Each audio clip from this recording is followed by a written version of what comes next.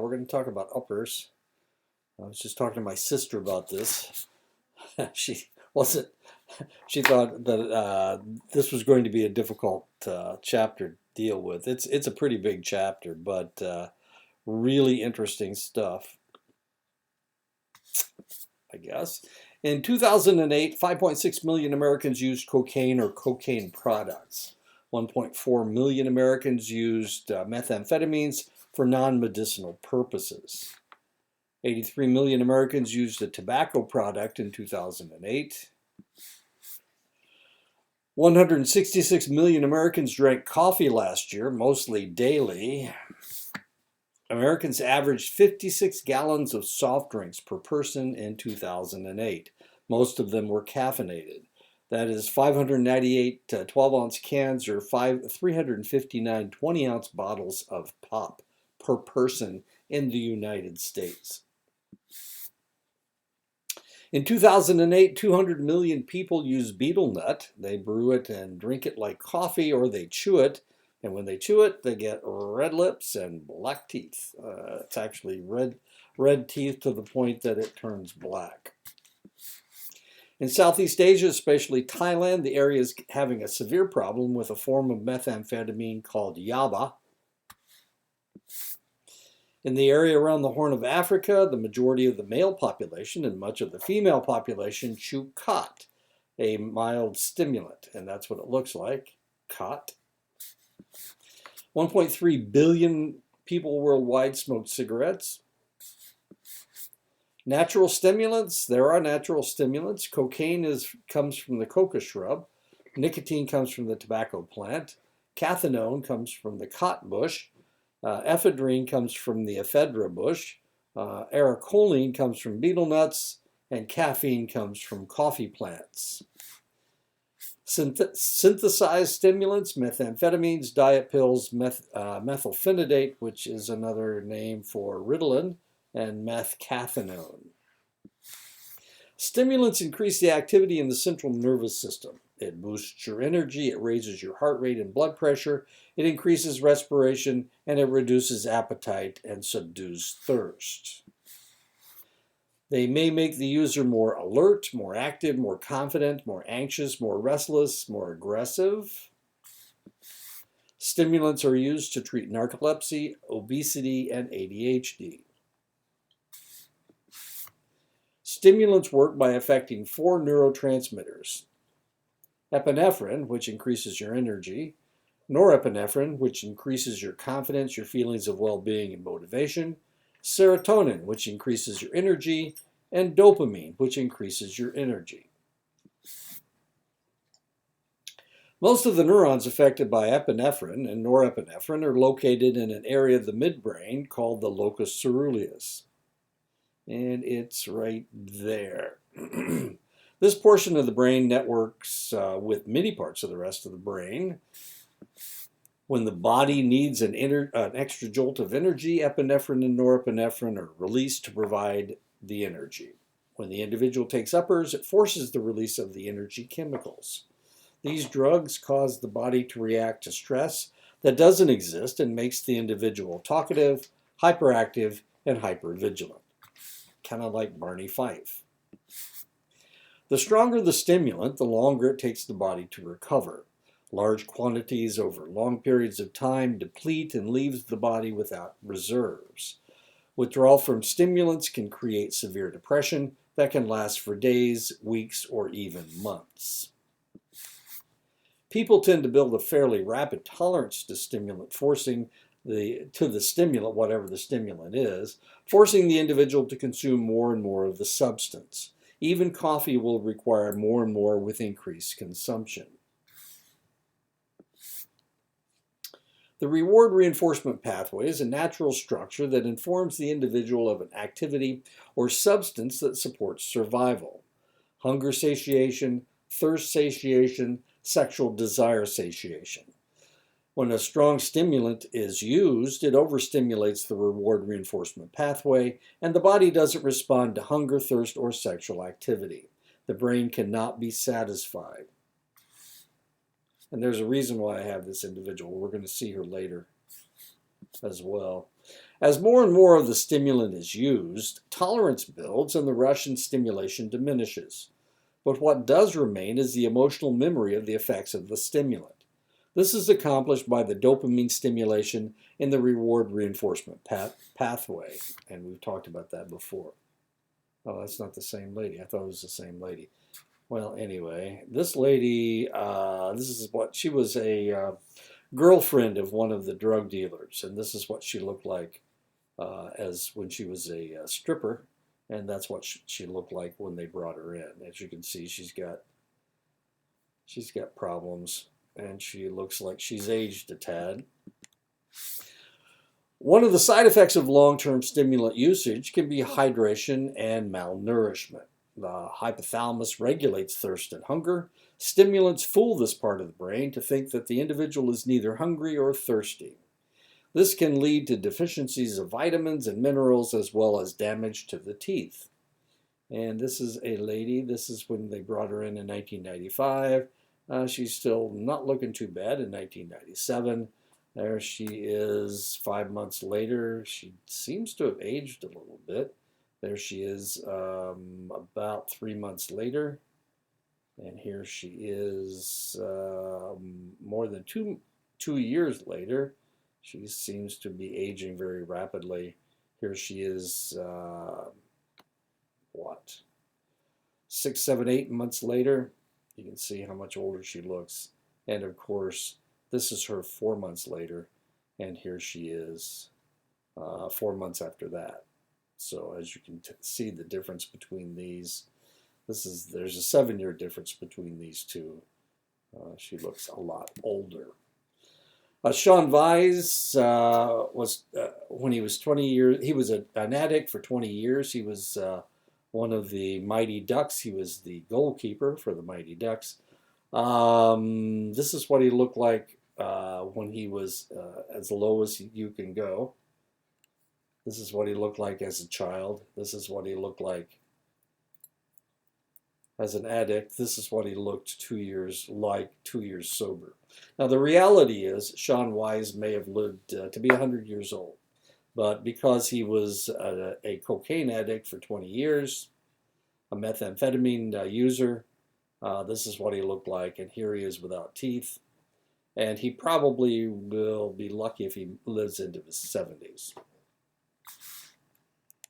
Despite the fact that he's clean now, you can't get back the years that you've lost, the years that you've, and this is one of the things you need to understand. You know, if you're an alcoholic for an extended length of time, you're going to die younger than you would have.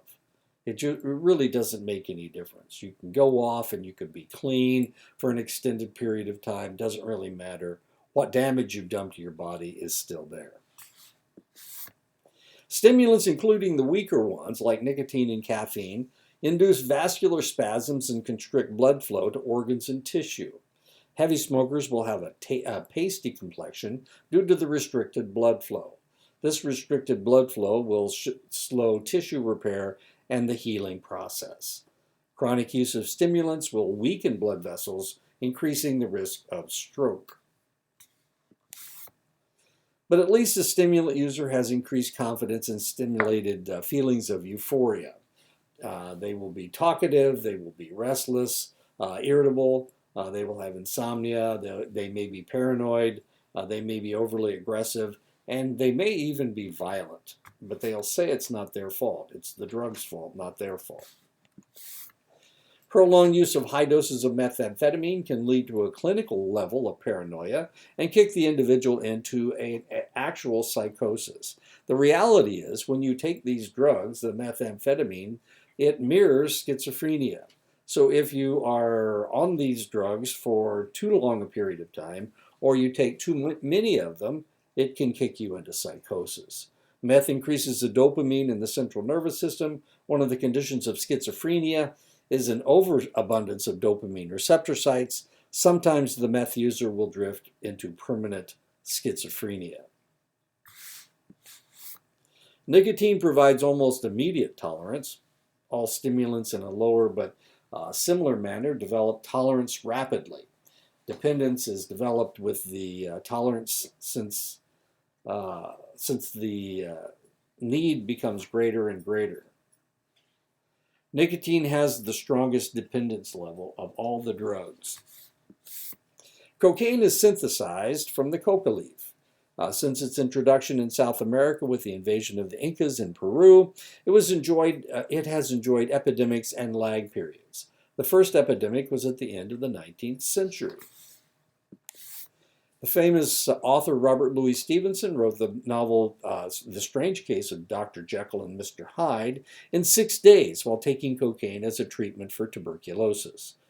Many have speculated that the two personalities represented in the novel actually represented Stevenson on and off the stimulant. Stevenson may have written the novel to explain to friends his change of personality. He eventually would die of tuberculosis. Cocaine won't grow just anywhere like marijuana. Marijuana actually grows in my fence row. I've got marijuana plants growing in my fence row. I try to tear them out. You got to get them young because they've got some nasty, nasty roots, and they stink. I'll tell you what, they just smell terrible. Anyway, I'll pull them if I see them. Cocaine grows in the moderately high slopes of the Andes Mountains, Peru, Bolivia, Ecuador, Colombia, some on the island of Java in Indonesia. Other than that, that's the only places that it will grow. Coca leaves don't contain very much alkaloid cocaine. 1 acre of 6 to 8 foot bushes will only produce about 1.5 to 2 kilograms. That's 3 to 4.5 pounds of cocaine. That's a whole acre of cocaine bushes, coca bushes. Cocaine refinement begins with stage 1, soaking the leaves in alkali and water. Stage 2 of cocaine refinement is where the workers add gasoline, acetone, or kerosene to create a paste. As cool as that is.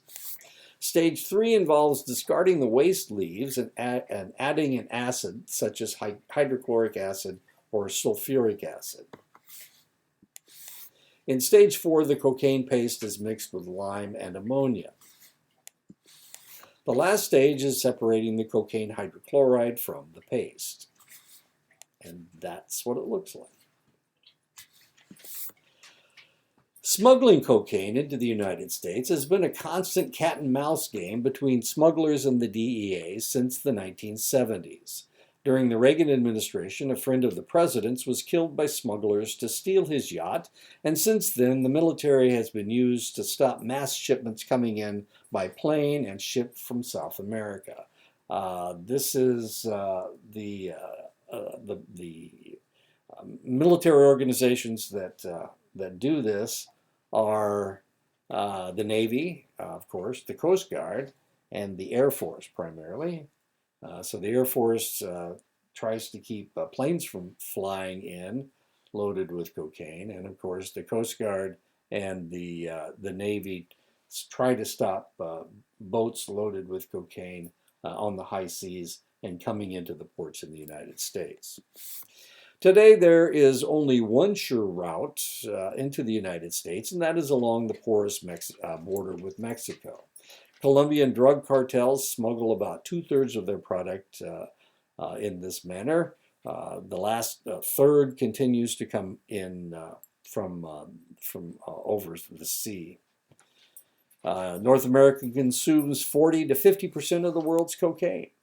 So congratulations to all of us in the United States for being the biggest cocaine users in the world. It is estimated that Americans spent $36.1 billion on cocaine in 2004. In 2019, the figure was $150 billion. Cocaine in the United States averages 84% purity, with the prices ranging from $12,000 to $35,000 per kilogram, about 2.2 pounds. There are 1,000 grams in a kilogram. The street value of 1 gram of cocaine is $50 to $200, with an average purity of 57%. Crack cocaine comes in rocks of from 1/10 of a gram to 1/2 a gram and sell for $10 to $20 per rock. Hardcore cocaine users will spend an average of $186 per week on cocaine. Cocaine is actually cheaper than it ever has been. It is estimated that there are probably over 3 million hardcore cocaine users in the United States. The man to the left is pitchman Billy Mays, who OD'd on cocaine at age 51. He used to be a pitchman for OxyClean, Kaboom, and Orange Cleaner.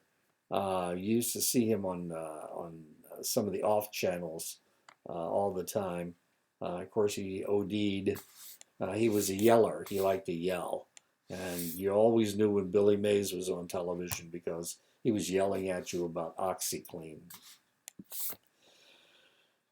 When the Spanish first arrived in South America, they found many people in the Andes Mountains chewing coca leaves. Most Incan users actually mixed the juice with lime from ground shell or ash to accelerate the introduction of the alkaloid into the brain. Introduction occurs in about 3 to 5 minutes. The conquistadores encouraged use of coca to increase the productivity of their Quichua workers. What were they trying to find? They were trying to find silver and gold. They were looking for precious metals. In 1859, Albert Newman isolated the active ingredient in coca leaves, cocaine hydrochloride. Isolated, this substance was 200 times more powerful by weight than the coca leaf. The drug was first used as an anesthetic and a medicine to treat depression, tuberculosis, gastric disorder, and asthma. Cocaine wine was popular in France and Italy in the late 1860s. This ushered in the first modern cocaine epidemic as 2 glasses of wine delivered the same amount of cocaine as a line of coke. It took 15 to 30 minutes for the cocaine to take effect after ingesting it in this manner. And here is an example. Maltine with coca wine. Awarded 10 gold medals. Can't argue with 10 gold medals. By the 1880s, patented medicines and drinks began to appear laced with cocaine, opium, morphine, heroin, cannabis, and alcohol. Since no one really understood addiction or the real power of the supplements in their tonics, many people became addicted, especially women. People began introducing cocaine into their systems in new ways. Injecting intravenously introduces the drug into the system in 30 seconds. Snorting cocaine introduces the substance into the blood in 2 to 5 minutes. Snorting more cocaine is counterproductive as the drug is a vasoconstrictor, so once introduced into the nasal passage, it slows the absorption of any new cocaine. So if you snort a line of cocaine with your right nostril, if you do that again, if you snort the second line with your right nostril, what will happen is you won't get any cocaine into your system. But you can snort it into your left nostril. And of course, this is relatively common for people to snort both nostrils full of cocaine. And they'll do this. And it doesn't last very long. It only lasts for about 2 to 5 minutes. So then they'll snort another line of cocaine. Now this is a vasoconstrictor, and this gets kind of interesting. It stops your runny nose because it's a vasoconstrictor, so it stops all the movement. And then as soon as it wears off, of course, you get this runny nose. So you have to sniff a lot. Smoking cocaine-laced cigarettes were introduced in 1914, but the high temperature of the cigarette destroyed most of the psychoactive substance. Because cocaine is a natural substance, it tends to be metabolized very quickly, and its effects dissipate much faster than synthetic stimulants. The half-life of cocaine is 30 to 90 minutes and is detectable in the urine for up to 36 hours after ingestion. Cocaine is used as a topical anesthetic because of its powerful vasoconstriction capabilities. Since cocaine receptors are found in the smooth muscles of the lungs, cocaine use will cause the bronchi to dilate. Synthetic cocaine products mimic the effects of cocaine for eye, dental, and cutaneous surgeries. Lidocaine, Procaine, Xylocaine, and Novocaine. I'm sure you've heard of at least lidocaine and Novocaine if you've ever had any dental work done, or they numbed your hand with so that they could do something to your skin. That's lidocaine. Cocaine excites the user by blocking the reuptake of the neurotransmitters acetylcholine, dopamine, serotonin, and norepinephrine. The abundance of these neurotransmitters gives the individual a feeling of well-being, mastery, omnipotence, euphoria, and general excitement. Cocaine metabolizes fairly rapidly, leaving the four neurotransmitters vulnerable to reuptake when the cocaine is gone. Cocaine's positive effects disappear fairly suddenly after 5 or 10 minutes. This absence of the previous feelings is referred to as the crash and may last for hours, days, or even weeks. Cocaine overstimulates the release of dopamine. If this occurs over time, it triggers the fright center in the brain, causing paranoia. Cocaine also overstimulates the release of epinephrine and norepinephrine. If this occurs over time, the individual may suffer from lethargy, low blood pressure, and anhedonia, the inability to feel pleasure. Cocaine causes the overstimulation of serotonin, which not only makes the individual happy, but increases sexual activity as well. If this continues to happen over time, the individual may suffer from insomnia, agitation, and severe emotional depression. Cocaine blocks the metabolism of acetylcholine, increasing alertness, memory, and aggression.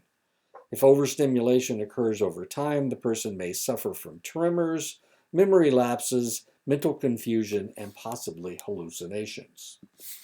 Some people actually use cocaine as an aphrodisiac, since at low doses it enhances sexual desire and prolongs ejaculation. However, in some cases it causes spontaneous ejaculation. In higher doses and with chronic use, cocaine may cause erectile dysfunction and a disinterest in sex. The lack of sexual need may lead to high-risk sexual behavior and unusual sexual practices, since sexual need no longer exists for the individual. For cocaine users who are prone to violence, cocaine makes them more aggressive and violent because inhibitory functions are suppressed in the cingulate gyrus and the temporal lobes. Emotional triggers are overstimulated in the amygdala. The fright center is hyperactivated in the limbic system.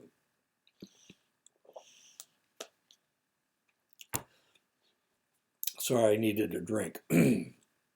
When cocaine is combined with alcohol, the result is a substance called cocaethylene, which causes increased agitation, euphoria, and violence. In one study of domestic violence, all the perpetrators had used alcohol on the day of the violence, and 67% had used cocaine with the alcohol. Cocaethylene is also more likely to induce heart conduction anomalies that may lead to a heart attack. This substance has a half-life 3 times that of cocaine and therefore can cause prolonged high blood pressure.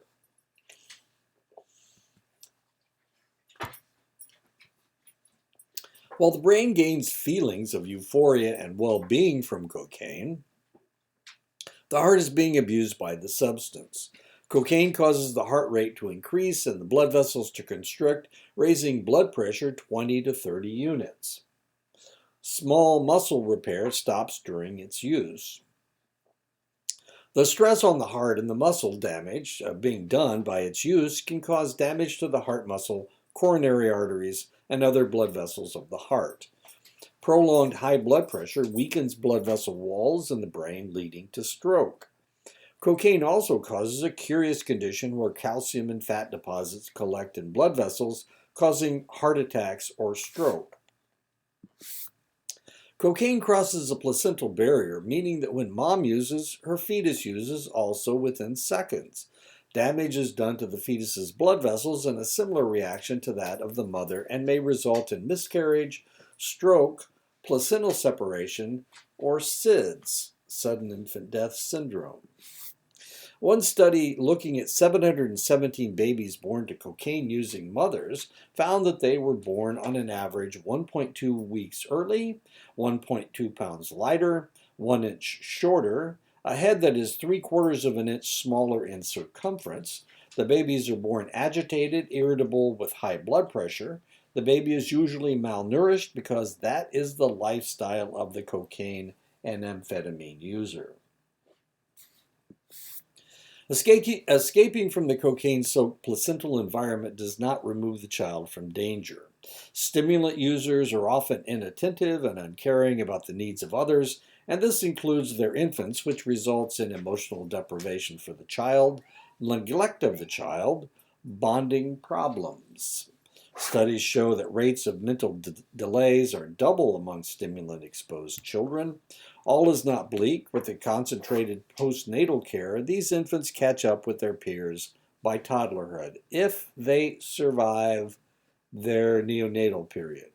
When I was working at the Children's Hospital in Omaha in the early 80s, one of the problems we saw was the fact that cocaine had just become popular with the wealthy people, with the cool guys. Anyway, we started seeing all these babies coming in from mothers who had snorted cocaine. And a lot of them didn't survive. That's just the way it was. You know, the sins of the mother destroyed the child, unfortunately. Tolerance of the euphoric effects begins with the first usage of cocaine. Increased usage has been seen of 25 times the level within days. This is due to the adaptation of the brain to dopamine stimulation in the nucleus accumbens.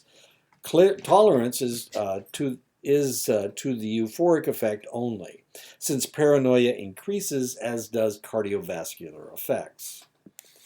Withdrawal from cocaine use is very real despite the misperceptions of researchers into the 1990s. All the crash symptoms become accentuated and prolonged depending on the dosage used, frequency of use, and the length of use. They suffer from anhedonia, lack of energy, emotional depression, loss of motivation, anxiety, vivid and unpleasant dreams, insomnia, increased appetite, psychomotor agitation, and intense craving for the drug. The cycle of quitting and relapse of stimulants. After a binge session with the drug, the individual crashes, sleeps for a prolonged period, awakens with renewed energy, and swears off the drug forever. The individual feels better for a few days and begins to feel as they did before they began using the drug. 7 to 10 days after quitting, the craving starts to build, energy levels drop, emotional depression sets in as they can find no pleasure in their surroundings. After a couple of weeks or a month, they relapse, but not being able to deal with the depression or the ever-increasing craving. While cocaine overdoses are common because of the rapid metabolization, the effects are rarely fatal. In large cities, emergency rooms in 2004, 41% of the visits were due to cocaine usage, most because the individual felt as if they were dying.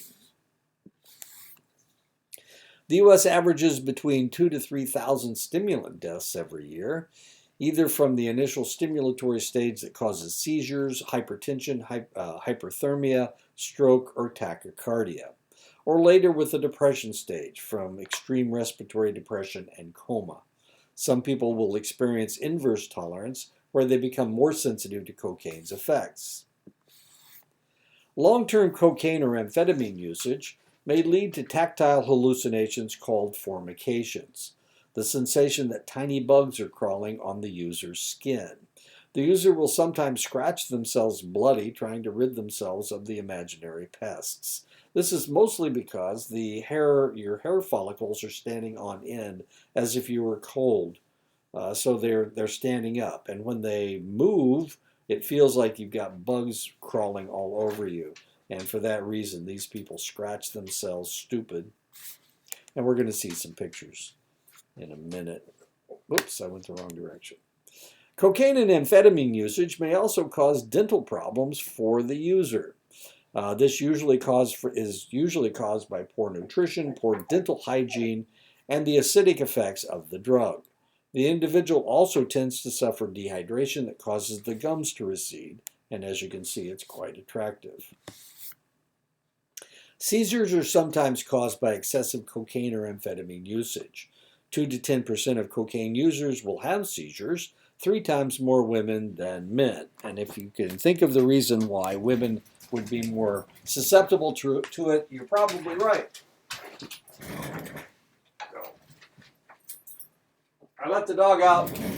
I had to let the dog out. He was starting to make noise. Yeah, women are smaller. They have smaller lungs. Therefore, they're more likely to, with the same amount of cocaine, they're more likely to have problems. Cocaine and amphetamine users can sometimes suffer from gastrointestinal problems, gastric ulcers, retroperitoneal fibrosis.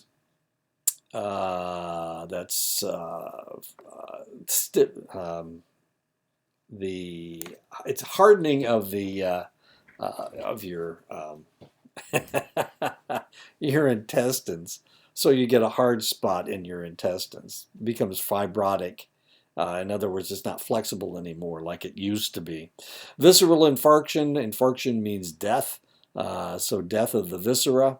Intestinal ischemia, gastrointestinal tract perforation, and colonic ischemia. And of course, anytime any of this stuff happens, it can, if it causes an ulcer, an opening, you got a real serious problem in your intestines. You need to keep that stuff closed up, your intestines. It should be a closed unit.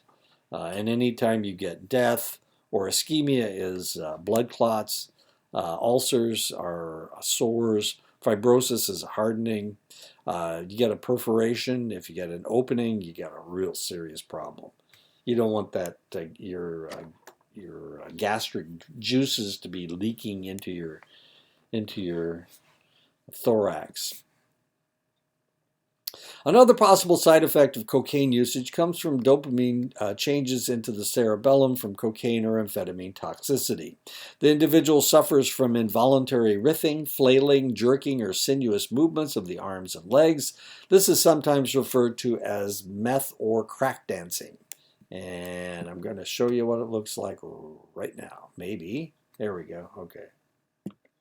What we have is a claim by the plaintiff that the defendant is obligated to her for failure to pay back rentals, utilities, and also for the cost of a, what is this, DNA paternity test that the two of them engaged in. Apparently, the two of them have taken the test and directed that it be furnished to me for my inspection with whomever. Well, in other words, if he's not the father, then she pays. If he is the father, she gets paid. You'll be paying. That's good. That's good. Don't get in here. That ain't bad. Don't get in here and show out. Well, yes, I'm not going to try it in the court. Well, just chill just a little Yes, bit. sir. Right? Yes, sir. Yes, sir, Your Honor. Judge Joe Brown. You know how to act better. Yes, sir. Yes, sir. I ain't trying to show out. Stop. Would you stop? Yes, sir. Yes, sir. Okay, I'll try not. Can you hold still, or are you under the influence? Under the influence. Hey. Under the influence. Not right now. Under the influence. But that woman there, she done drove me down influence a lot of things that I said I'd never do. He gonna lie. Oh, how can I? When it's the truth. God knows. Oh, God. I wouldn't bring him in, dude. You please. Excuse me. How would you take care of them if officially you're unemployed? What's your Thank you. I source? wasn't unemployed then. You were unemployed. I wasn't unemployed then. Yes, you were. But I was selling. No, excuse me, Your Honor. He was doing that, but he was receiving his daughter's Social Security check for her mother's death, and he wasn't giving me none like that. Everybody Did knows you, I know. excuse me, were you, let him go, let I'm him telling keep the truth. talking. I'm telling the truth. Okay, just ma'am. Miss Owens, let him go. I have a purpose. You're showing a classic example. All that kinetic I'm sorry, movement from having Your too Honor. much energy. This just, I'm sorry, but it's just hard on me when Still someone showing says the something. residual effects from. So you've already said that you were moving merchandise. I'm not lying. I'm not denying. I'm here to tell the truth. Didn't I say didn't I raise my right hand? I don't care who hear the truth. The only one can condemn me is God. But, Your Honor, you may get a little remark, he worketh in mysterious ways. Don't he? Don't he? Yes. He does. He works through you right now. Okay, that's what it But if looks you like. decide- This guy cannot You stop can't- moving. He cannot stop moving. That's what Joe Brown was about to say. You cannot stop moving. You get anyway. That's what crack dancing looks like. Schizophrenia is caused from too much dopamine in the mesolimbic pathway. It is normally caused by a hereditary imbalance or a disease state that affects this area. Since cocaine and amphetamines increase dopamine in this area, it can trigger stimulant-induced paranoid schizophrenia. The main effects are auditory, visual, or tactile hallucinations and paranoid delusions. Stimulant-induced psychosis is impossible to differentiate from organic psychosis. Psychotic symptoms may disappear with abstinence, but it may take hours, days, or even months. 1/3 to 1/2 of chronic cocaine users will develop mild transient paranoia. With the repeated use of a psychotic episode, smaller and smaller doses will trigger psychotic episodes. And this happened to a student of mine when I was up in Montana, when I was working up in Montana. Every time she went to Great Falls, Montana, that's where she was a wild child. So every time she went to Great Falls, Montana, she would hook up with all of her buddies and friends, and they would use methamphetamines. Well, she had to go up there for her father's funeral. And of course, she ran into her friends, and her friends induced her to use methamphetamines. And she shot up with methamphetamines, and all of a sudden she claimed that she was a Hispanic lady, and that her father had murdered her mother, and that he had buried her in the backyard. So she went to the police, claiming to be this Hispanic lady, and claiming that her father had murdered her mother. Now, her father was dead, and her mother was still alive. That was the bizarre part. In reality, that's what was going on.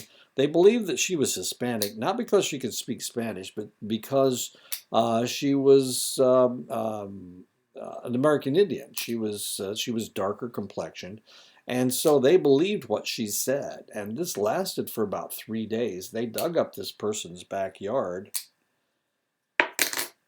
because she claimed that there was a dead body in the backyard. Of course, there wasn't a dead body in the backyard because, well, her mother was still alive, for one thing, and she was hallucinating. She was having a psychotic episode.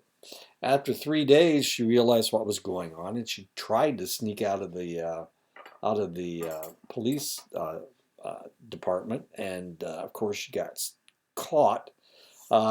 She ended up having to pay for all the digging and whatnot, and of course, she never admitted. She claimed that she was having a psychotic episode. They sent her to the hospital, and they kept her for about a week and a half. But eventually, she got to come home, and she never did admit that she was using. She was using, but she admitted it to me, of course. And I told her, if you do this again, you may not come back. You may be that Hispanic lady for the rest of your life because you won't know who you are. As weird as that sounds. Polydrug use is very common among cocaine users because the individual may need chemical assistance to come down off their stimulation. The most common drug used with cocaine are alcohol, heroin, sedative hypnotics, and nicotine. A person who smokes cigarettes is 22 times more likely to use cocaine than a non-smoker. While the purity of cocaine coming into the country averages 80 to 90%, most marketed cocaine has been cut with the substances to increase profits.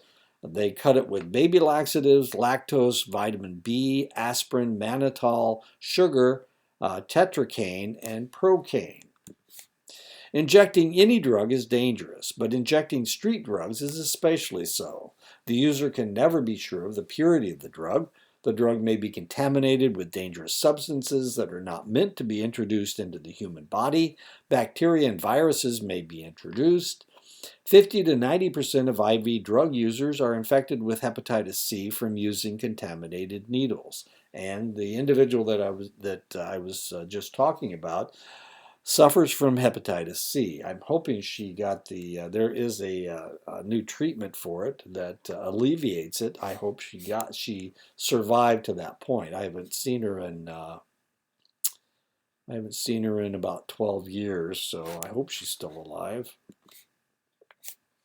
Manufacturers and refiners of cocaine have known that in the paste or freebase state, cocaine could be smoked without destroying the euphoric properties. When freebase is mixed with marijuana and smoked, it is referred to as bazooka, busuko, basuco, or pasta. This form of ingestion gives the user a more intense and immediate effect than snorting. Crack and freebase has four properties that make it a sought commodity. The melting point is higher, 195 degrees, as compared to the powder, which is 98 degrees. It reaches the brain faster when smoked. This form is more readily absorbed by the fat cells in the brain, giving it a more intense reaction. Higher doses of cocaine can be ingested in a shorter period of time. Crack gives a rush that only lasts a few seconds and euphoria and excitation that only lasts a few minutes, 5 to 20. As soon as the effect dissipates, the individual feels irritable, dysphoric, uneasy, or anxious. For this reason, crack is almost always smoked in a binge pattern.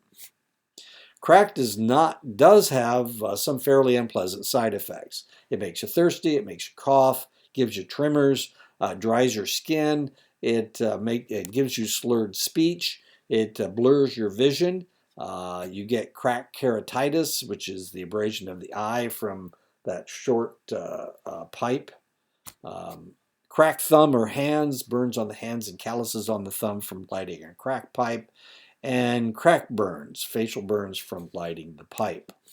Psychological side effects of smoking crack: paranoia, craving for the drug, asocial behavior, attention problems, irritability, drug dreams, hyperexcitability, visual and auditory hallucinations, depression, cocaine psychosis, high-risk sexual behavior. Respiratory side effects from smoking crack: chest pains, pneumonia, coughs, cracked lung, decreased ability to diffuse CO2, hemorrhage, respiratory failure, death due to the anesthetization of the respiratory center in the medulla.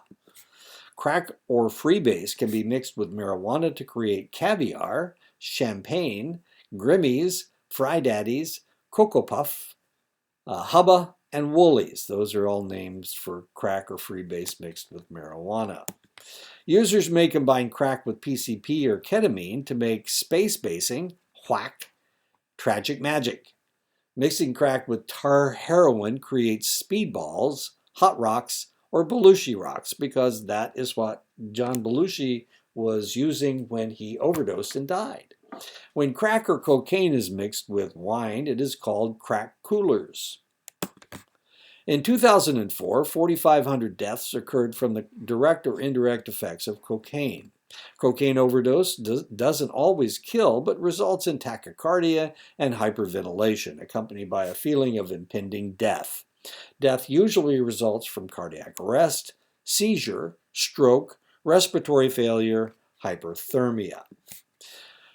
Social consequences: because using crack can lead to risky sexual behavior, children are sometimes produced in circumstances that are not optimum. Crack smokers have social problems, and they don't relate to their own offspring any better. Crack smokers show high rates of neglect, abandonment, and abuse of their children. There are high rates of single and no-parent families. Women willing to trade sex for crack are very common, and then it starts all over again. The women are also willing to trade sex with their offspring for a fix. And this has happened on the reservation, as sick as that sounds. The physical and mental effects of cocaine and amphetamines are similar. Cocaine is about twice as expensive. Cocaine gives a greater rush and more intense high than amphetamines, but amphetamines allow for more prolonged energy. Amphetamines' effect lasts 6 to 9 times longer. Amphetamines are more likely to cause addiction, but it's not as intense. Amphetamines are synthetic stimulants that provide similar effects as cocaine, but cheaper and more prolonged. Amphetamines are called uppers, speed, crack, crystal, ice, shabu, or glass. And these are all different types, actually. Amphetamines are snorted. They are injected. They are ingested orally. Worldwide, 33 million people used amphetamines and methamphetamines in 2003. Speed used to come in several forms. Amphetamines, crosstops, white crosses, or cartwheels. Biphetamine, black beauties. Dexedrine, dexies, or beans. Benzedrine, bennies, and methadone. I've been married 3 times. My first wife decided that she wanted to leave. She ran off with her boyfriend, and then she decided to go home. When she went home, she had nothing to do, so she got a job at a truck stop and started pushing. She was a waitress at the truck stop, and she started pushing speed. Eventually, she tried to come back home, and she did. She came back to me. I was stationed in Lubbock, Texas at the time, and our home was in Muncie, Indiana, and she got in trouble, and she ran away, and guess where she went? She came back to Lubbock, Texas, because she loved me so much. Well, okay. Not really. Amphetamines were first synthesized in 1887. It was used by both sides during World War II. It was used as a diet pill in the 1950s and 1960s. The hippies fueled their psychedelic experience with street speed, marijuana, and LSD.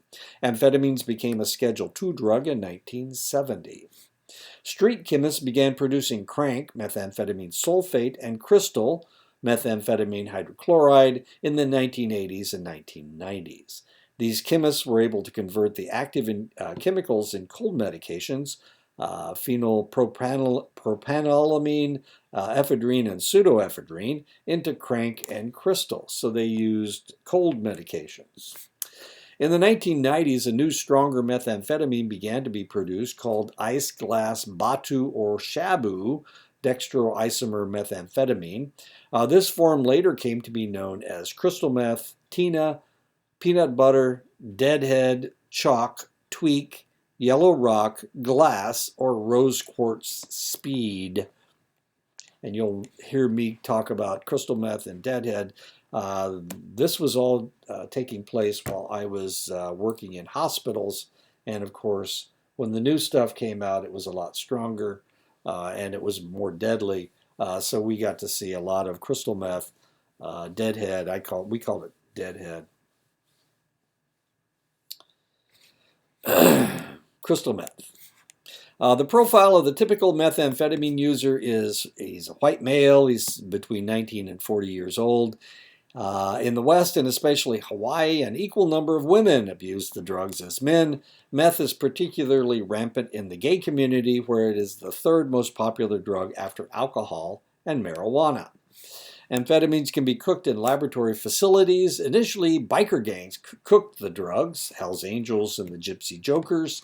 Recently, Mexican gangs have taken over the manufacture. The DEA estimates that there are over 300 ways to manufacture methamphetamine from pseudoephedrine, and for this reason, cold medicine has been controlled and put behind the counter so you can't get to it. Snorting methamphetamine is more toxic to the nasal mucosa than snorting cocaine and may cause irritation and pain. The most intense high comes from injecting amphetamines directly into the bloodstream. Sclerosis and pain often result from the injection. Methamphetamine is extremely bitter and takes much longer to get the effect to the brain.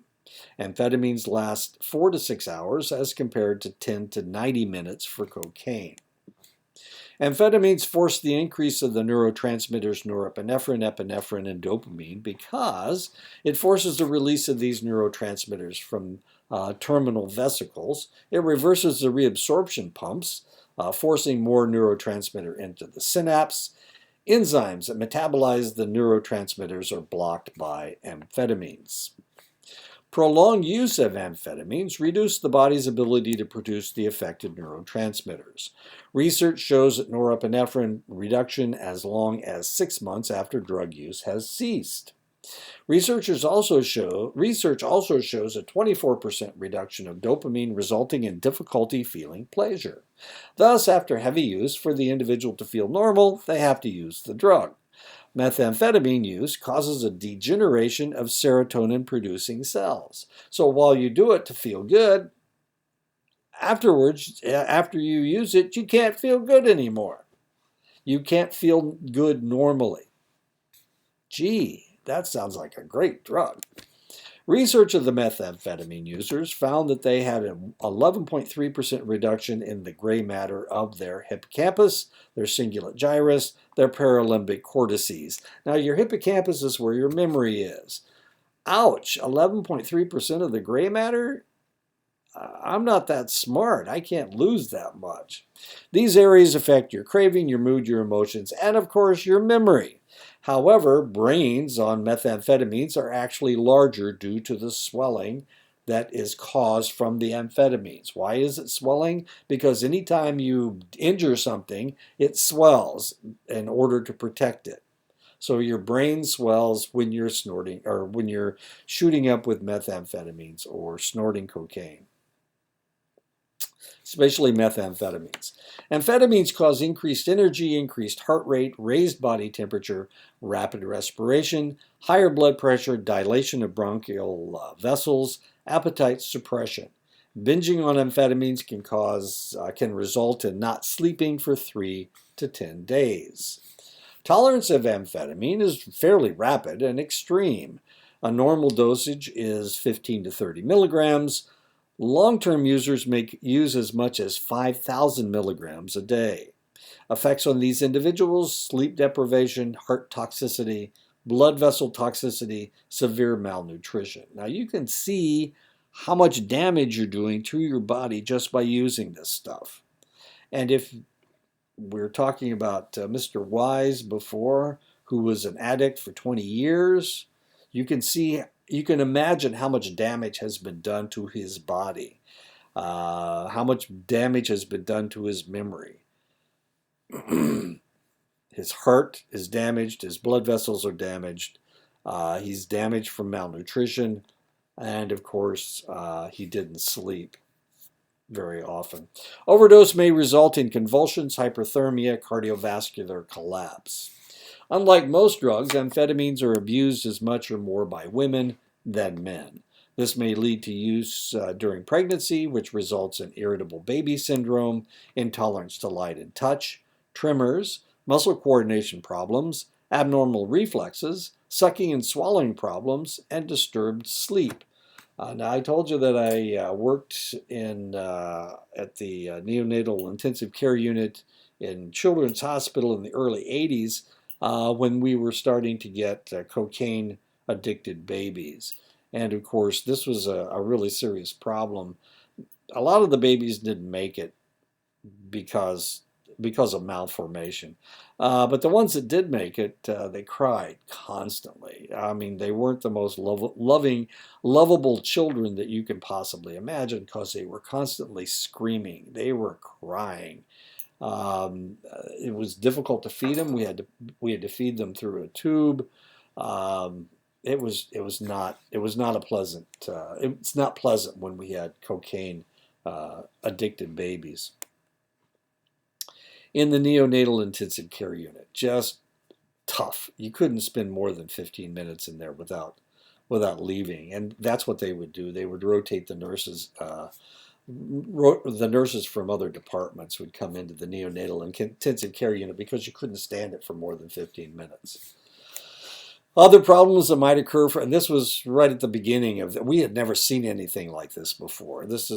Well, we'd seen speed freaks, but there weren't that many. You get one every once in a great while, but all of a sudden there were all these people snorting cocaine. It was just a mess. It was really bad. A lot of people retired, got out of the game. They started doing something else. They just couldn't handle it. Other problems that might occur. I was a lab tech, so I went in to draw blood, and I would, if we had a cocaine addicted baby, I'd get my blood and get out of there as quickly as I could. It bothered me as well.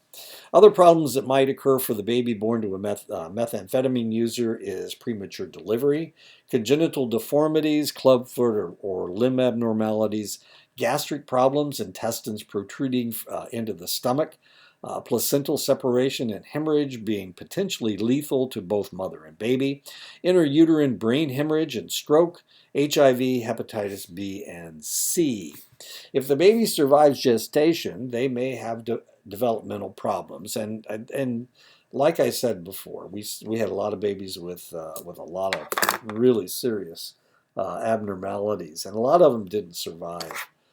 We never saw them because they didn't survive the birth. There were just too much damage done to them by the cocaine. Growth and developmental delays, learning disabilities, increased incidence of ADHD, increased risks for rage disorder, greater incidences of SIDS. I have a nephew, great-great-nephew. I've talked about my great-great-nephew before. He has rage issues, and really serious. When he has an episode, he just goes insane and starts smashing things and throwing things. And there's not a whole lot you can do with him. You just have to wait until it goes away. Really ugly stuff.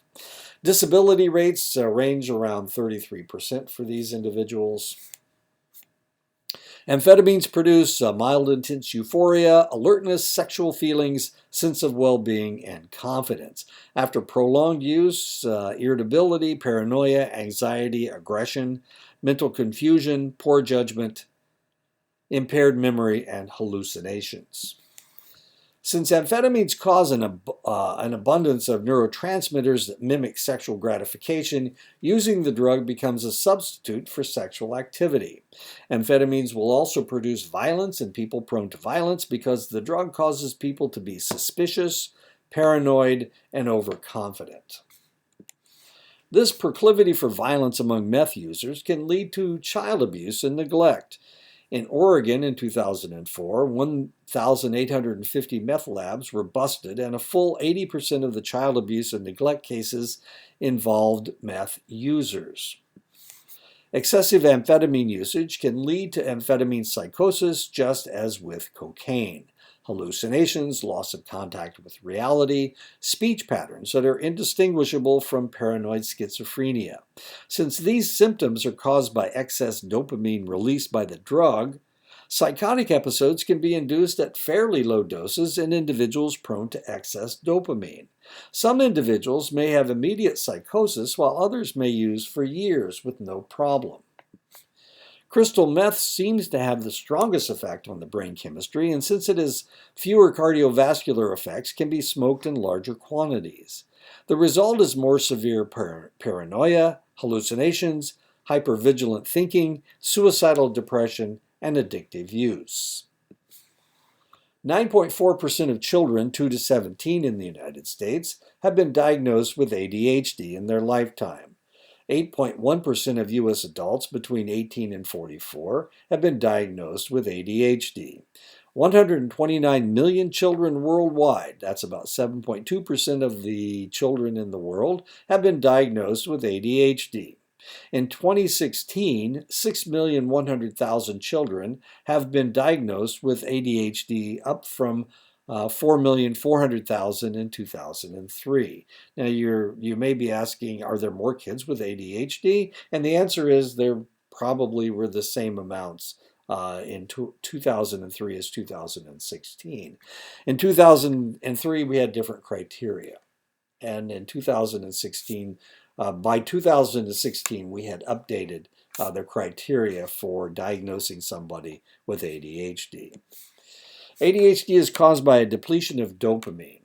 Amphetamines are used to treat ADHD because they increase dopamine and block its metabolism. We have about 10 million prescriptions of Ritalin in the United States, as also known as methylphenidate, 7.7 million prescriptions of D-amphetamine, also known as Adderall, 5.8 million prescriptions of atomoxetine, also known as Strattera, and of course we have no results for Cylert or Pimeline. Amphetamines work on ADHD about 75% of the time, which means about 25% of the time it's something else that's causing the behavior. Research shows that children taking amphetamine therapy for ADHD in the long term have an increased risk of alcohol and drug abuse as adults. Half of children with ADHD have comorbid ODD, oppositional defiant disorder. If left untreated, these individuals are more likely to progress to more serious problems, stealing, vandalism, and arson. One of the main uses for amphetamines throughout the 20th century was as a diet pill. But every time a new drug hit the market, it seemed to cause its own set of problems. One such problem came with the two amphetamines, phentermine and fenfluramine, marketed as Fen-Phen. Given in tandem, the drugs caused heart valve damage in select women. In 1999, the drugs were taken off the market. My wife actually used this stuff for her diet, but she went off it as soon as they decided that it might potentially cause damage. Stimulants are and have been used all over the world for centuries. Khat in the Middle East, betel nut in the Far East and Asia, yohimbe in Africa, ephedra in the Mediterranean area. Khat is a mild stimulant found in the Middle East. Smuggling of this drug in the United States has become more prevalent as more and more immigrants from the area come into the United States. The key stimulant in the leaf is cathinone, which evaporates if the leaf isn't used within 48 hours after harvesting. This substance is said to produce an effect between caffeine and methamphetamine. Methcathinone is a synthetic version of cathinone. This drug is used extensively in the Horn of Africa and on the Arabian Peninsula. In Yemen, half the population uses khat, and a family may spend 1/3 of their income on the drug. This drug is the driving force of the economies of many of the countries in the area. The drug is used socially. Chronic khat use can cause physical exhaustion and suicidal depression when withdrawn. Synthetic cathinone is known as methcathinone, which, while this is only found sparingly in the United States, it is much more common in Europe, and in fact represents 20% of the illicit drug use in the Russian Republic. Methcathinone is much more intense than khat and is as addictive as methamphetamine. With this drug, there is more dopamine reduction, and so Parkinsonism is more common. That's the tremors and the problem moving. Betel nuts come from the betel nut palm and are found all over southern Asia. It is used extensively in India, Pakistan, the Arab world, Taiwan, Malaysia, and the Philippines, New Guinea, Polynesia, southern China, and Africa. Worldwide, 200 to 450 million people use betel nut, ericoline. In Taiwan, 17% of the men and 1% of the women use this substance. One recent controversy in Taiwan is the betel nut beauties, who man betel nut kiosks while dressed provocatively to attract male customers. Some authorities are demanding more modesty for fear of compromising public morals. And I showed you this lady is actually not dressed as provocatively as some of the pictures that I saw of the betel nut beauties on Taiwan. The active ingredient in betel nuts is ericoline, which induces an increase of epinephrine and norepinephrine in the central nervous system. This causes a mild euphoria, excitation, and a decrease of fatigue. The juice of the nut is dark red and stains the mouth red to black.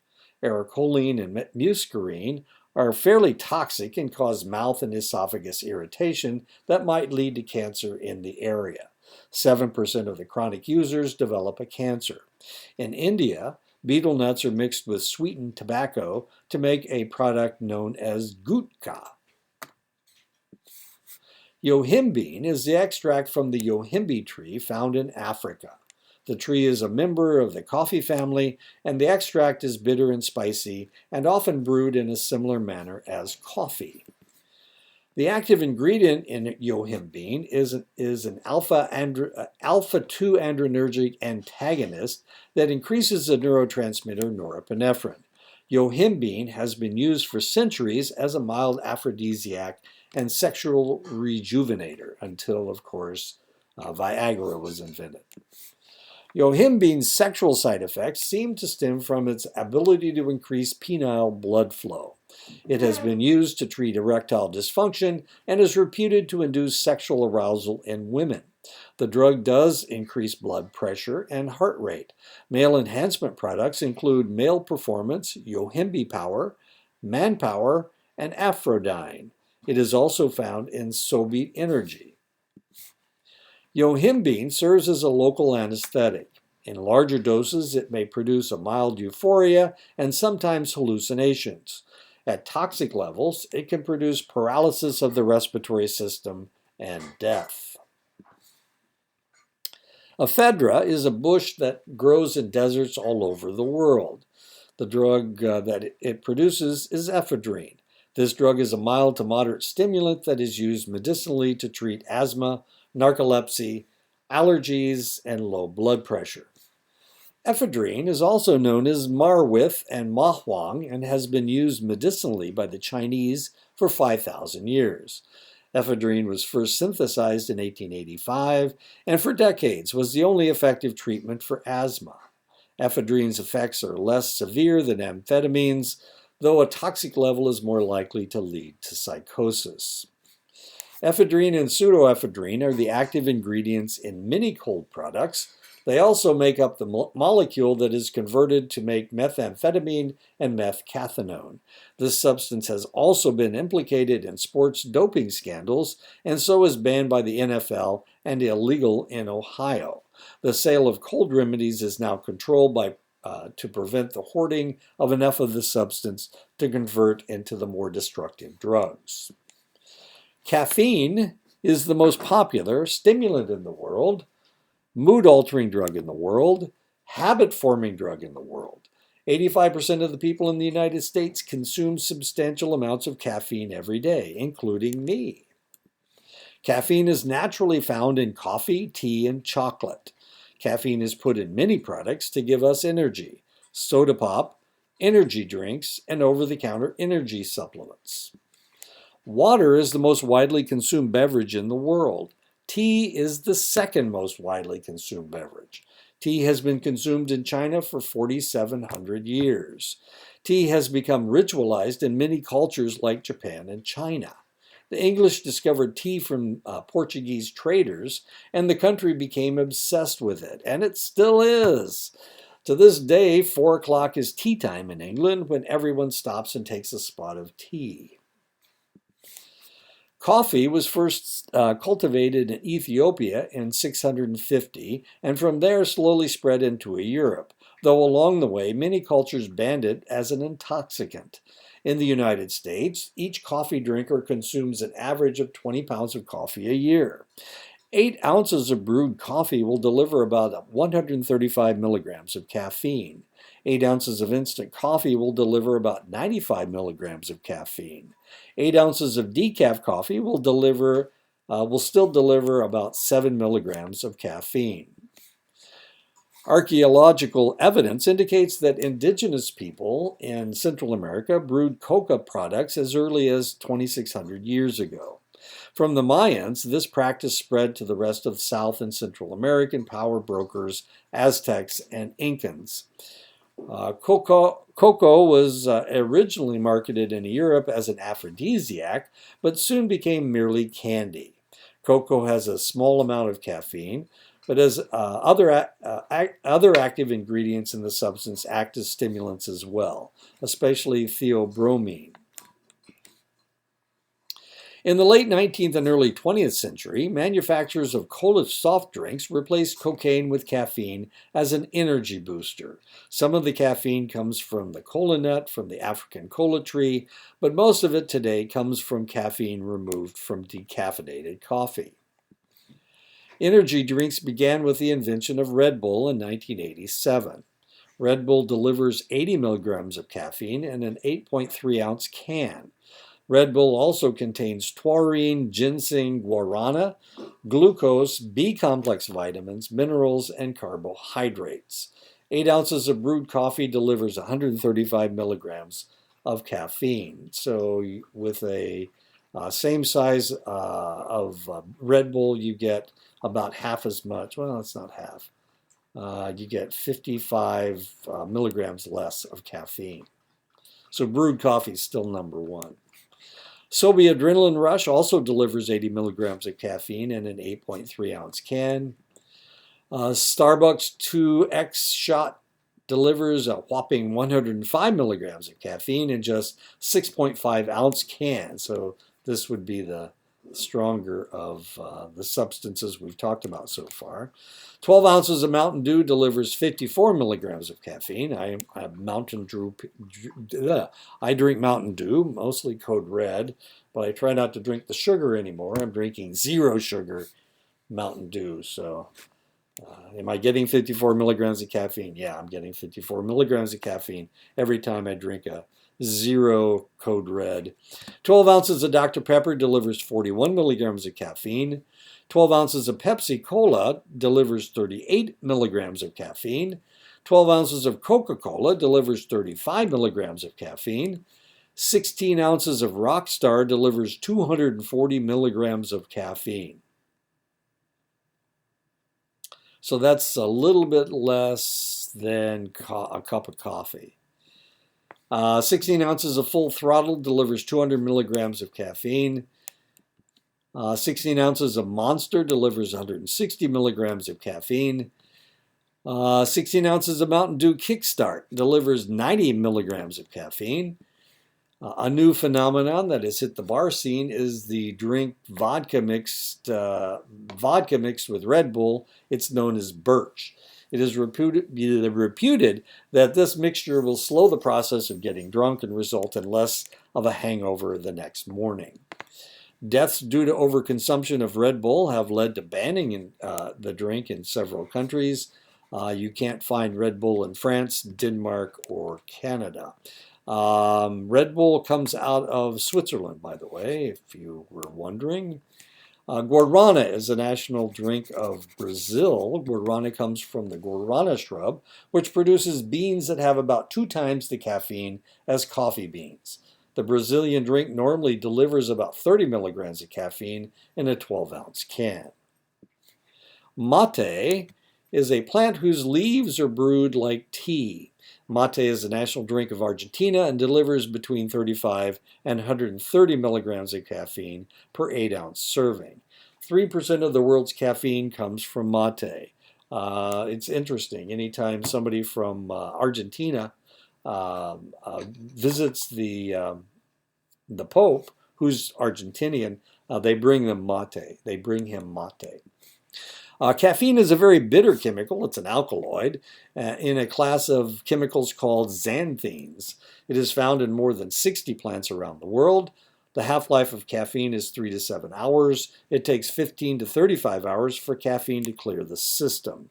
Swedes average about 425 milligrams of caffeine per day. The English average 445 milligrams of caffeine per day.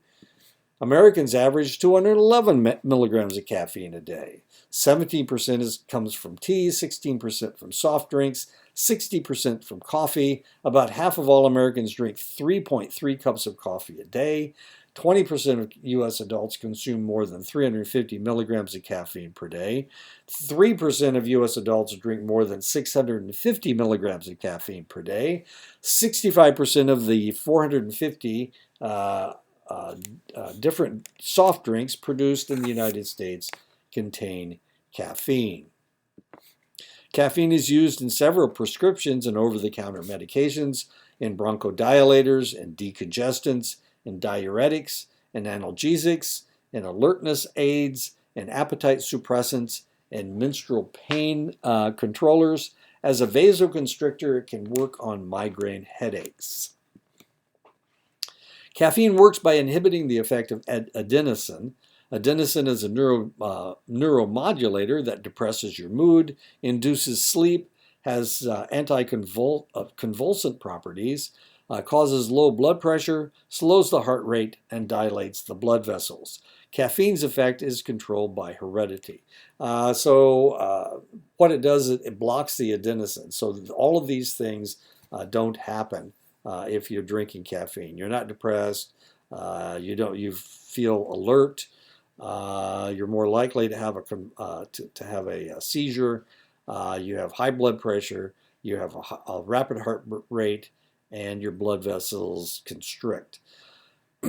This is controlled by heredity. And the reason I say that is because I'm not sensitive to caffeine, and my dad wasn't sensitive to caffeine, and my son's not sensitive to caffeine.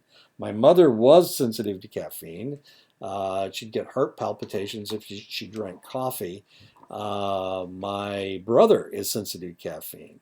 One time he was trying to stay awake. He was visiting his daughter in Virginia, from Muncie, Indiana, and he was falling asleep, so he drank a bottle of Mountain Dew to stay awake.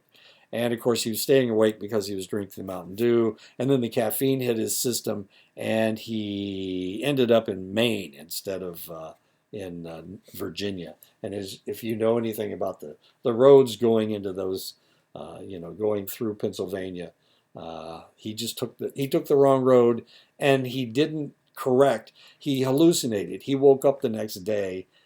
He became aware of what was going on when he ended up in Maine, as weird as that sounds.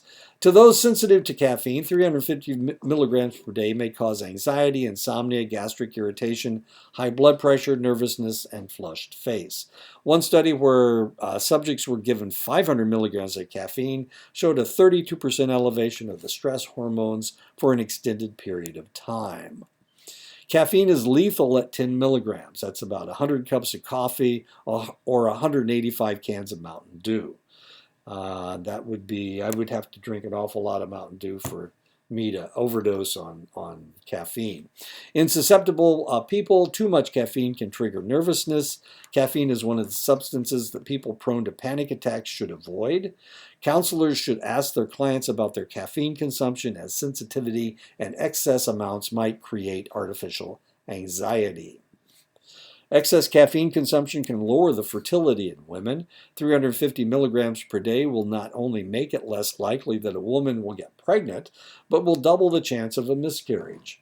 Excessive caffeine consumption has also been implicated in a woman's developing benign lumps in her breasts.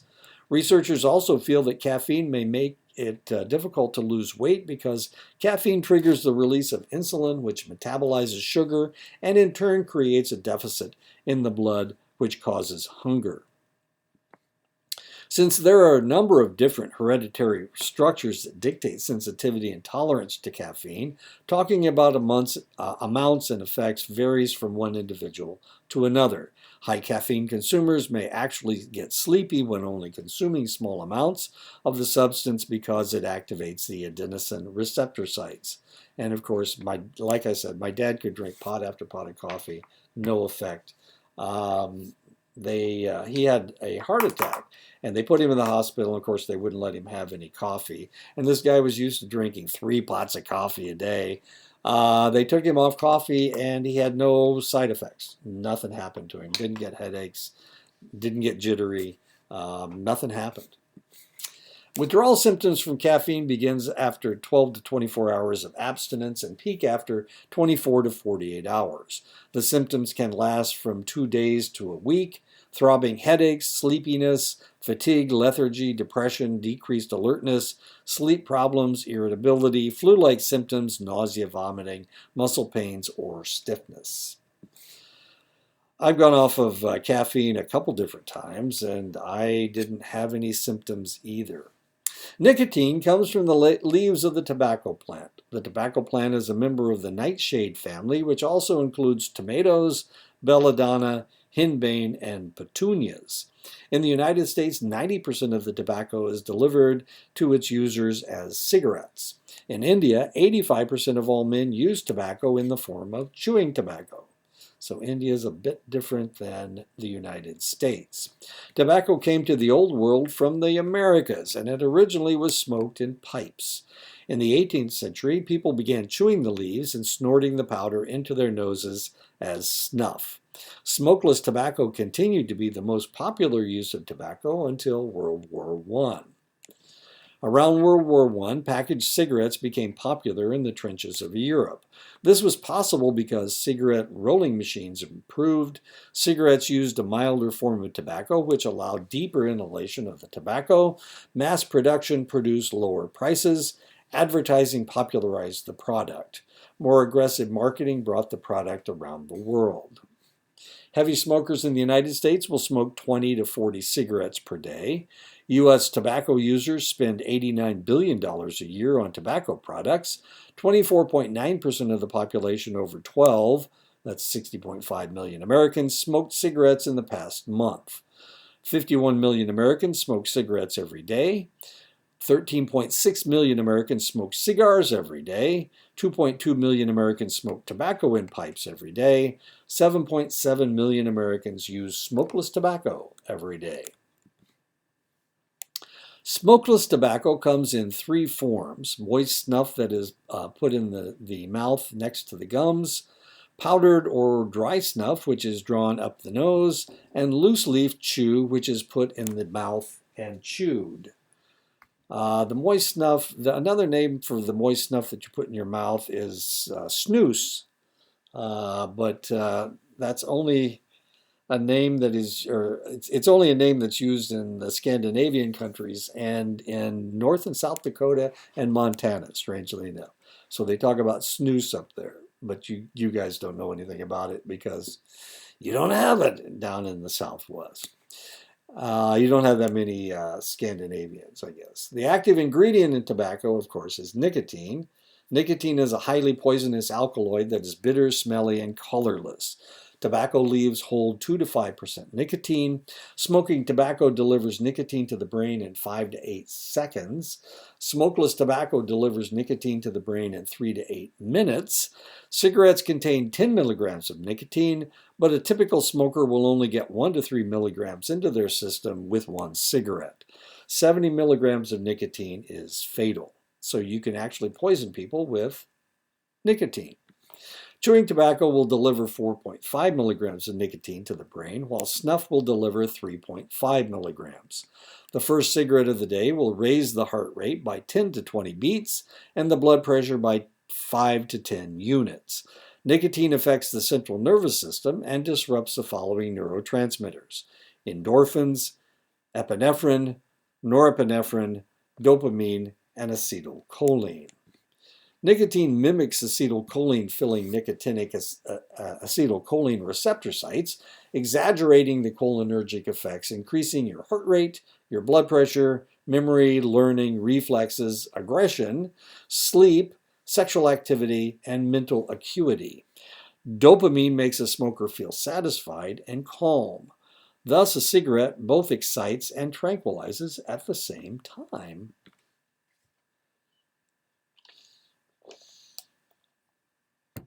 People continue to take in tobacco toxins because it is a social ritual. There is also a ritual aspect of the lighting up and smoking. Smoking is perceived as an adult activity. It manipulates your mood. It manipulates your dopamine. It appears to be rebellious. It is sexually attractive. It controls appetite, leading to weight loss. And nicotine is craved. Nicotine suppresses the appetite and increases metabolism. The average smoker weighs 6 to 9 pounds lighter than the same size smoker. It may be the fear of putting on weight that keeps some smokers from stopping. Some models use nicotine as a way of controlling their weight. Kathy Ireland, a swimsuit model from the 1980s and 90s, was a notorious smoker.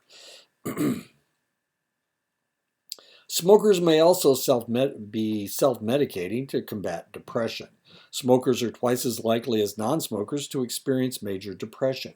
Smokers who have experienced at least one major episode of depression are less likely to succeed in smoking cessation. Nicotine creates an intense craving when a select level is not maintained in the bloodstream and the brain. The mere act of lighting up activates the nucleus accumbens, giving the smoker a sense of reward. The rush is similar to the feeling that a heroin user gets when they relapse after an abstinent period. This use to escape withdrawal symptoms is called negative drug reinforcement. Only a few hours of smoking leads to neural adaptation to the toxicity of the nicotine. The first morning hit after a long night's sleep is said to feel especially rush-like as the individual builds the nicotine level back to their daytime norm. Unlike other drugs, nicotine does not continue to build up a tolerance, but the smoker finds a level of comfort that they attempt to maintain. Withdrawal from nicotine causes headaches, nervousness, fatigue, hunger, severe irritability, poor concentration, depression, increased appetite, sleep disturbances, intense nicotine craving. The individual has experienced a true physiological dependence as the individual has created an excess number of nicotinic acetylcholine receptors that are screaming to be occupied. Without the nicotine to occupy these sites, the result is irritability and discontent. The smoker needs the tobacco to feel normal. Researchers now realize that the feelings of relaxation and well-being that smokers feel when they light up is actually the feeling of having the withdrawal symptoms subdued. Nicotine addiction is a more powerful addiction than any other. While 23 million people have tried cocaine, only 600,000 people are weekly users and a rare few on a daily basis. 72 million people have tried marijuana, but only 6.8 million use it on a weekly basis and only a fraction on a daily basis. 198 million people have tried alcohol, but only 48 million use it weekly and only 20 million on a daily basis. 162 million people have tried tobacco, 60 million smoke weekly, and 37 million smoke daily. Nearly 1/4 of the people who try tobacco continue to use the drug daily as compared to the fractions with other drugs and 10% of people using alcohol. 80% of smokers say they want to quit. 10% want to limit the amount they smoke. Only 10% of the smokers want to continue, yet 100% do continue to smoke or chew. Other countries have more serious problems with tobacco than the United States. China's use is 50% higher, England's use is 40% higher, Japan's use is 50% higher. Globally, 12% of women and 47% of men smoke. There may be a predilection to use tobacco. The DRD2A1 allele is seen as the culprit. A teen who smokes is 3 times more likely to abuse alcohol, 8 times more likely to abuse marijuana, 22 times more likely to abuse cocaine. Only 8% of black teens use tobacco, 15.7% of Hispanic teens use tobacco, 25.7% of white teens use tobacco. Nicotine contains from 4,000 to 48,000 chemicals. 400 are toxins. 69 are known cancer-causing substances. Worldwide, it is estimated that smoking causes 5 million premature deaths per year. 392,000 of these people are in the United States, 264,000 men, and 178,000 women. They die of lung cancer, heart disease, and lung disease. An additional 50,000 people die from secondhand smoke. 8.6 million Americans have at least one serious illness caused by smoking. It is estimated that a smoker loses 10 years off their life. Smoking accelerates the process of atherosclerosis by increasing low-density fats, increasing blood coagulability, triggering cardiac arrhythmias, reducing micro-respiratory function by introducing carbon monoxide into the bloodstream. Carbon monoxide has a 230 times greater affinity for hemoglobin than does oxygen. And it is also a vasoconstrictor. 1/3 of all smoking deaths are due to cardiovascular disease. 35,000 of these are from secondhand smoke. Bronchopulmonary diseases are far more prevalent among smokers than non-smokers. Emphysema, chronic bronchitis, COPD, chronic obstructive pulmonary disease. Children who live with smokers suffer from more asthma, colds, and bronchitis. 80 to 90% of all COPD deaths are due to smoking. Men who smoke are 22 times more likely to develop lung cancer than men who don't. Women who smoke are 12 times more likely to develop lung cancer than women who don't. 85% of men and 75% of women with lung cancer smoke. About 15% of mothers smoke during pregnancy. Nicotine and the byproduct carbon monoxide change some of the positive properties in the blood. Carbon monoxide blocks oxygen transport. Nicotine makes platelets more sticky, increasing the possibility of a clot forming. Babies born to smokers have lower birth weight. They have a higher incidence of SIDS. Women who smoke during pregnancy are twice as likely to miscarry and have spontaneous abortions as non-smokers. Children whose mothers smoked during pregnancy have a 4 times greater chance of having ADHD and developing conduct disorder, drug dependence, asthma, chronic bronchitis, and chronic respiratory symptoms. Smokeless tobacco can be as addicting as smoking because tobacco in smokeless tobacco forms contains more nicotine than smoked tobacco. People use more smokeless tobacco when they use. Smokeless tobacco has a higher pH, allowing it to pass into the capillaries more readily. 1 dip of smokeless tobacco delivers the same amount of nicotine as 3 to 4 cigarettes. At least the dipper is less likely to get lung cancer. Gums are inflamed from use, causing more dental problems, higher risk of oral cancer, pharyngeal cancer, esophageal cancer, cheek cancer, and gum cancer. Well, at least you didn't get lung cancer. A famous singer of the 50s, Nat King Cole, was one of the first African-American TV stars. He was a heavy smoker, and Nat King Cole died of lung cancer at age 45. A leading man of the 60s and 70s, Steve McQueen starred in such movies as The Great Escape and The Sand Pebbles. A heavy smoker all his life, McQueen died of lung cancer at age 50. One of the blonde bombshells of the 40s and 50s, Betty Grable, was a famous pinup for World War II soldiers. They liked her sexy legs, as you can see. She had sexy legs. A smoker to keep her figure, Gable died of lung cancer at age 56. Known for his raspy voice and tough guy image, Humphrey Bogart starred in films in the 40s and 50s in such films as Casablanca and The Maltese Falcon. His heavy smoking caught up with him in 1956 when he died of lung cancer at 57. Known as the youngest Beatle, George Harrison was the first to die, naturally, of course, at 58 from lung cancer. He's actually the only one that has died of natural causes. John Lennon was shot. He was assassinated. Ringo and Paul are still alive. Harrison was a smoker and a toker most of his life. He died at age 58. Benefits of quitting smoking tobacco: 20 minutes after quitting, blood pressure and pulse rate drop and the feet and hands warm to normal temperatures. Within 8 hours, the carbon monoxide level in the blood drops and oxygen levels increase, both to normal.